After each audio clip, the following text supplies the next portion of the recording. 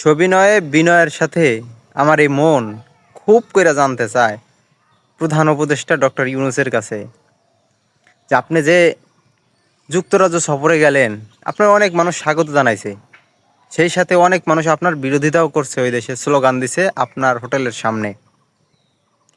তাহলে আমার প্রশ্ন হচ্ছে এটা যে আপনাকে স্বাগতম জানালো যে লোকগুলা, তাদের কথা বাংলাদেশ মিডিয়াগুলোতে ফলাও করে প্রচার করা হইলো, কিন্তু আপনার যে বিরোধিতা করে যারা স্লোগান দিতেছিল তাদের একটা নিউজও বাংলাদেশের কোনো সংবাদ মাধ্যমে দেখলাম না। হ্যাঁ, অবশ্য একটা সংবাদ মাধ্যমে দেখেছি, কালের কণ্ঠতে। এই নিউজটা আমি এখানে দিয়ে দেবো, আপনারা দেখে নিয়েন। তো তারা নিউজটা দেওয়ার কিছুক্ষণ পরে ডিলিট করতে বাধ্য হয়েছে।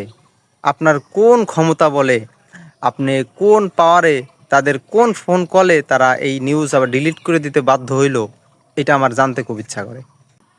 এই জিনিসটা দয়া করে আপনারা একটু ক্লিয়ার করবেন। আমি যদি জানি না যে আমার মতন একজন মানুষের কথা আপনার ওই পর্যন্ত পৌঁছাবে কিনা, এটা আমি শিওর না, তবে যদি পৌঁছায় কোনো না কোনোভাবে, এদেশের জনগণ এগুলো জানতে চায়।